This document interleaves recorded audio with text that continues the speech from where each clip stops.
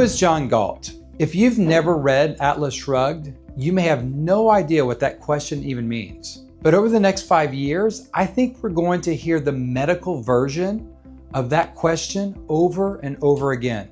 Not because surgeons are lazy, not because they're greedy, but because some of the smartest, hardest working people in America right now are quietly deciding they've had enough. And after CMS released its proposed physician payments changes for 2027, I think we've reached another major tipping point.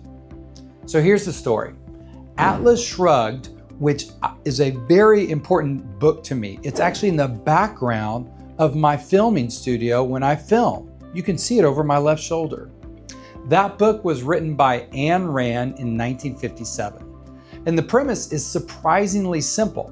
The people who create the most value in society, the builders, the inventors, the entrepreneurs, the engineers, they begin disappearing one by one. Nobody knows where they went. People simply ask, who is John Galt? There's a dramatic scene early in the book. The owner of the rail station, the railroad company, is sitting in her office and her most trusted assistant comes up to see her and he says, I'm quitting. And she says, yeah, what do you want? And he says, no, I'm quitting. She says, how much do you want? He says, no, I'm giving you respect to come and tell you personally, but I'm quitting. And she says, how much do you want? He says, it's not about the money. And she says, well, what post do you want? I'll give you whatever post you want. I'll give you whatever, raise and whatever promotion you want. And he says, no, I don't think you get it. I'm quitting. I'm out. And she says, I can't believe this is happening. And he responds to her, who is John Galt? Right?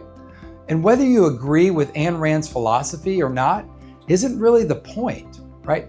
The point is what happens when productive people believe the system no longer rewards the value they create. Eventually, they stop participating. Medicine has been moving toward that point for years, for decades. Surgeons train for nearly 2 decades to become a surgeon.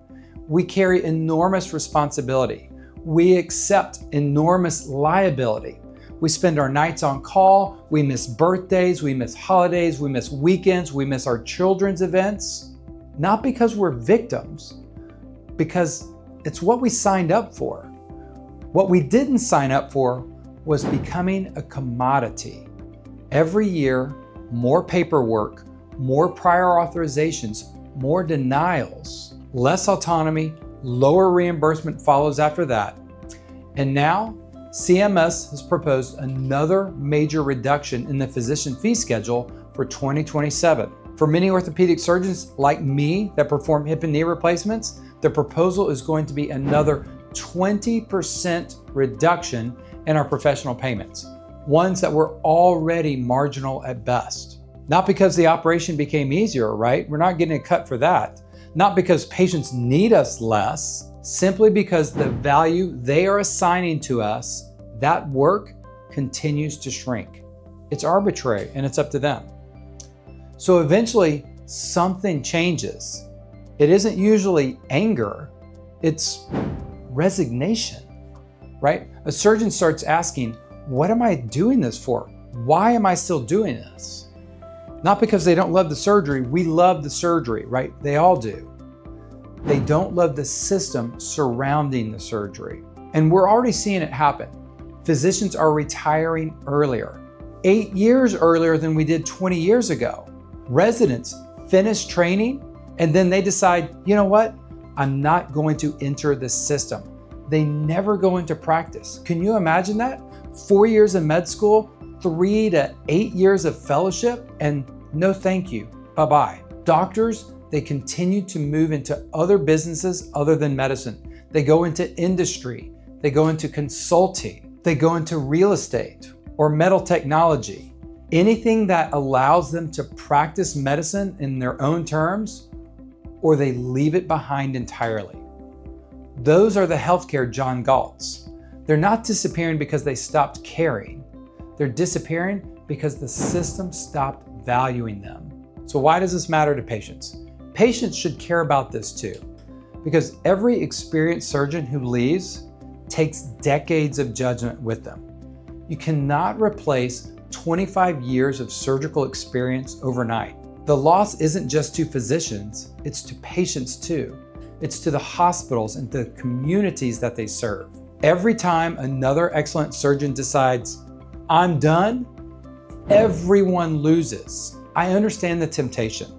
I've felt it. There were moments I questioned whether I wanted to continue practicing medicine inside this system. But then I realized something.